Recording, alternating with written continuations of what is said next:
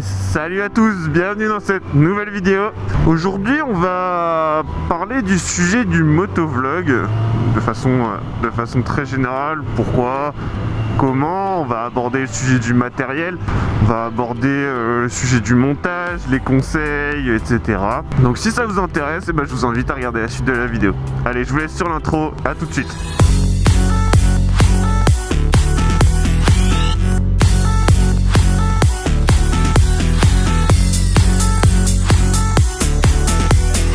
La première question qu'on pourrait se poser, ce serait pourquoi faire du motovlog en fait.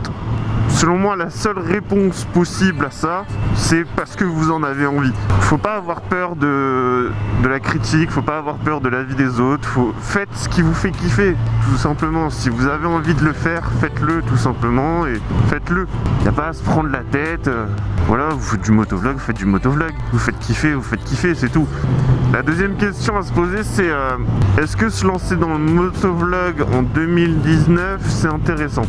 Alors, le sujet, il peut être très simple et très compliqué en même temps. C'est-à-dire qu'aujourd'hui, je reviendrai un peu à la même réponse qu'au début. C'est-à-dire que si vous vous faites pour vous faire kiffer, vous en battez les couilles. Qu'aujourd'hui, il y a des gens, des motovlogueurs qui soient à des centaines de milliers d'abonnés. Du moment que vous faites vos vidéos, voilà, vous avez 200 abonnés, c'est cool, voilà, vous êtes content. Par contre, clairement, si vous faites ça dans l'esprit de « je veux devenir gros, je veux me faire de l'argent grâce à YouTube », oubliez direct. Pour moi, c'est des mauvais objectifs. Les gens qui en général le font de cette façon, ça se voit, ça se ressent. Le kiff est pas là en fait. Si vous vous lancez dans le motovlog, restez vous-même en fait. Restez vous-même au maximum. Bien sûr que vous aurez des inspirations, pardon. Si vous regardez un peu de motovlog, etc. Et je le reconnais moi-même, j'ai des inspirations avec bien sûr du Wallan parce que j'en ai beaucoup regardé. À la base, c'est pas Wallan qui m'a donné envie de faire du motovlog, c'est un youtubeur américain. Je vous retrouverai son nom, je l'ai plus du tout. Et je sais qu'il y en a plusieurs comme ça dont ça a été le kiff. Notamment, il me semble que c'est Nightwheel, pareil, qui a découvert ce youtubeur et qui a kiffé de la même façon. Et après, bien sûr, j'ai regardé un peu de Royal Jordanian. Mais aujourd'hui, je vais dire, je suis plus retourné sur du youtubeur français. J'adore regarder des gros youtubeurs également, mais les petits youtubeurs, ça fait du bien également. Et je vous avoue que mon coup de cœur du moment, c'est clairement Valoutre. C'est un youtubeur du nord de la France qui fait des vidéos super bien montées et qui fait des vidéos sur le nord de la France, qui fait découvrir un peu la région. Et pour un pour un nordiste comme moi qui n'est plus dans la région, c'est un réel kiff de regarder ses vidéos. Voilà, j'arrête sur la partie motovlog de façon générale. Juste résumé, faites-vous kiffer et faites-le pour vous faire plaisir. Ne le faites pas dans l'idée de gagner de l'argent ou de gagner en fame. Enfin, le but c'est de vous faire plaisir avant tout et point final. Ensuite, concernant le matériel, tout simplement il vous faudra déjà une caméra type GoPro. Clairement, il en existe un paquet sur le marché. Je ne dis pas que GoPro est le meilleur aujourd'hui. Enfin, non, plutôt, je ne dis pas que GoPro est le meilleur en termes de rapport qualité-prix. Voilà ce que je veux plutôt dire. Aujourd'hui, moi, je suis sur une Hero 3 Black. Et pour le moment, à part si j'ai envie d'augmenter la qualité de l'image, et encore c'est à voir, je ne changerai pas. Je ne changerai pas pour un point majoritaire, parce qu'en gros je voudrais rester chez GoPro parce que je suis habitué à GoPro depuis des années, et, enfin voilà, bref, c'est mon choix.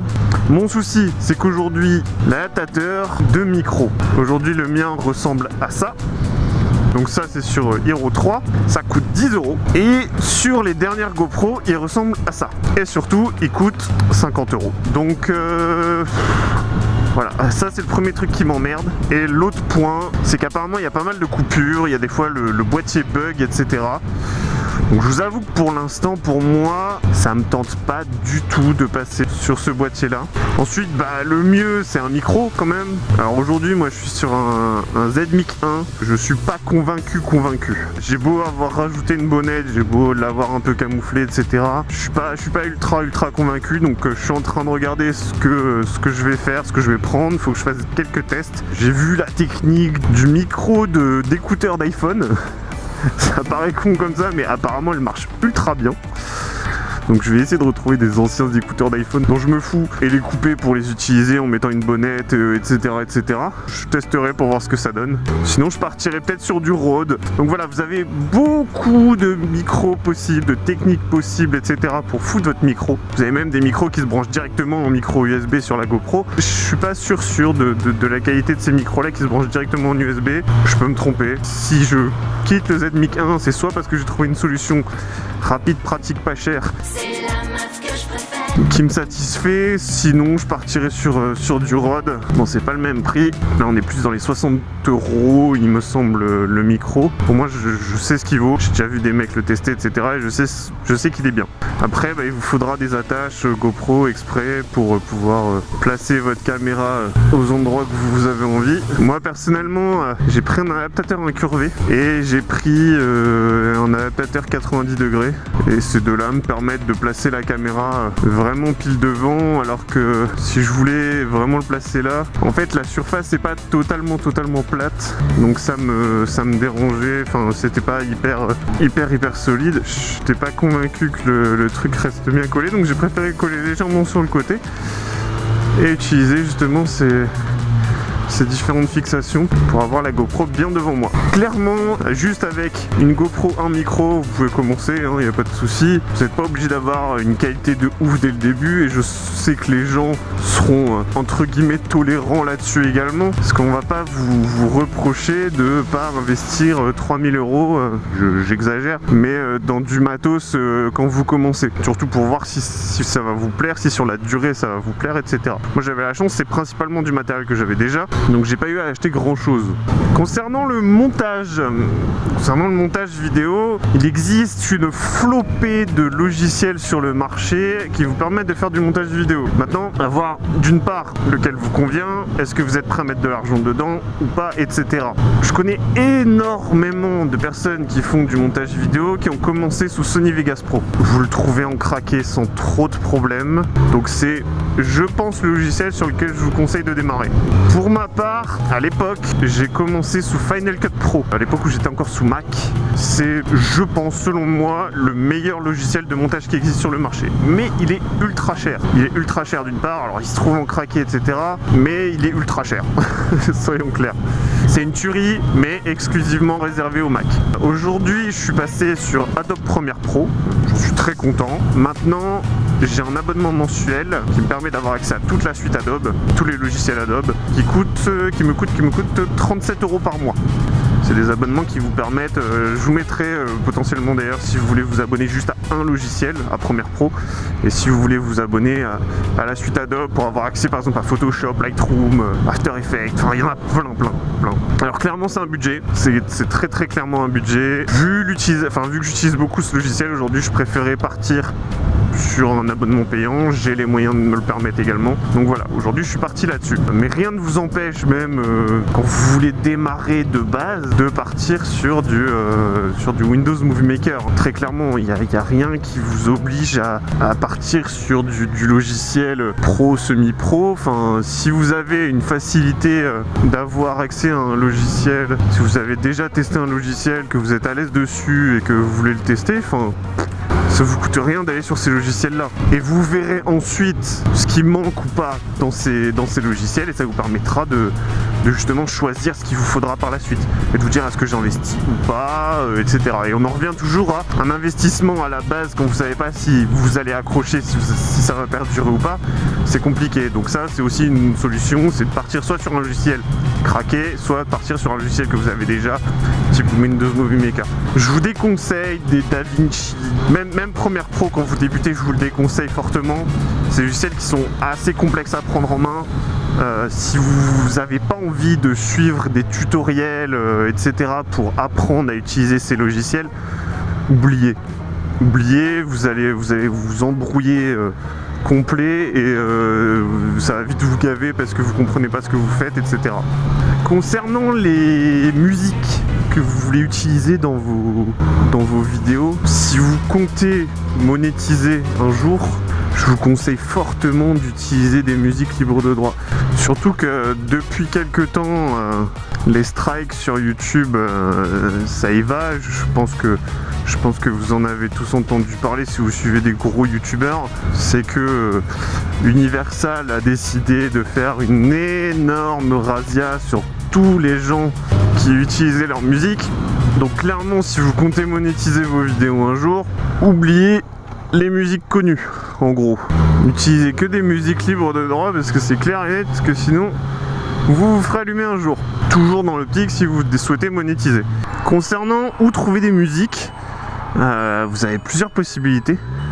Il y a des chaînes comme No Copyright Sound, notamment NCS, qui répertorient énormément de musiques qui sont, justement comme son nom l'indique, non copyrightées. Clairement, pour commencer, c'est un énorme avantage, ce genre de chaîne. Ça vous permettra d'avoir accès à énormément de musique sur lesquelles vous n'aurez pas de problème de droit, etc. Le souci de ça, si un jour quelqu'un rachète les droits de cette musique-là, il peut venir et vous striker. Parce que c'est des musiques qui ne le resteront pas indéfiniment. Enfin, on ne sait pas. Si les gens ont envie d'acheter les droits là-dessus, ils peuvent le faire. Donc un jour ou l'autre, vous pouvez retrouver avec une vidéo qui se fait striker et vous savez pas forcément pourquoi. Et en fait, c'est ça l'explication. Après, vous avez YouTube aussi, dans YouTube Studio, qui vous propose des musiques. Alors clairement, d'une part, vous avez très vite fait le tour, et d'autre part, c'est pas la folie. J'en ai utilisé quelques-unes, mais c'est clairement pas la folie au niveau musique. Elles sont pas dingues, enfin voilà. Donc après, il existe une dernière option, et là, c'est royal et vous êtes sûr que vous serez tranquille, c'est des sites de banque de musique sur laquelle vous payez un abonnement mensuel ou annuel en fonction de comment vous désirez payer, et où là vous avez accès à une quantité faramineuse de musique, et surtout vous êtes certain que ces musiques, vous ne serez pas striké dessus. Et honnêtement, la qualité de ces musiques sont géniales. Alors personnellement, j'utilise Epidemic Sound, ça me coûte 13 € par mois quand même. C'est pas rien comme investissement juste pour de la musique entre guillemets. Honnêtement, j'en suis plutôt content. C'est pas le moins cher, hein, il en existe des moins chers. Je sais qu'il en existe à 10 € par mois, ce genre de choses. Et puis il en existe plein. Mais aujourd'hui, Epidemic Sound a répondu à ce que je cherchais parce que ils fournissent de la musique, mais également des FX. Je sais pas où je vais. Et personnellement, j'avais un intérêt à ce qu'ils fournissent des FX parce que j'essaye de me mettre un peu au sound design. Sur la vidéo justement que j'ai faite au drone, il y a justement un peu de sound design qui a été réalisé. Alors, c'est mes débuts, c'est très faible, donc je pense que très peu d'entre vous l'ont remarqué. Mais aussi, c'est un peu le but du sound design, c'est que ça soit bien fait pour que vous ne vous en rendiez pas compte. Monsieur sympathique comme tout ici. On fait pas du tout terrain, nous, avec le roadster. Je sais pas où je suis. Là, je suis au milieu du golf, en fait. Bonjour. Je suis arrivé par le chemin qui descendait, là.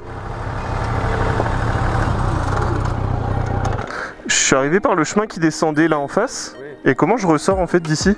Ah bon, vous allez là et vous tournez à droite. Ok, super. Ok, super, merci beaucoup. Je passais dans le golf, quoi, normal. Je me suis totalement perdu. Bref, et pour finir, concernant le montage proprement parlé, hormis le fait que je peux quand même vous donner 2-3 conseils, globalement, il faut vous faire votre propre style quand vous faites du montage. Si vous essayez de copier exactement ce qui se fait ailleurs, etc., ça vaut pas trop le coup. Faut qu'il y ait votre patte en fait dans votre montage. Maintenant, il y a des principes, c'est-à-dire que si vous avez une séquence où vous parlez, comme je suis en train de le faire là, si vous laissez les blancs où vous parlez pas, globalement la vidéo on va très vite s'ennuyer dessus. Moi je vous conseille, hein, c'est vous cuttez tous les blancs qu'il peut y avoir, vous les cuttez. Ça sert à rien de laisser des moments où vous ne parlez pas, ou alors j'en sais rien, si il peut y avoir des moments où par exemple s'il y a du paysage ou ce genre de choses, ça peut être intéressant de les laisser, mais globalement, vaut mieux couper. On est toujours sur le principe de devoir capter l'attention du spectateur le plus vite possible et surtout de garder son intérêt. Ah bon? C'était encore rouge, monsieur, hein? Voilà, ça c'est le premier conseil que je peux vous donner. Après, au niveau des vidéos, essayez de faire, essayez, je sais pas, de trouver des sujets, etc. qui pourraient vous permettre d'attirer les gens en fait. C'est pas facile, après, enfin j'en sais rien. Après tout dépend de votre but. Si votre but c'est vraiment d'attirer un maximum de personnes, c'est sûr que vous pouvez faire des vidéos putaclic, etc.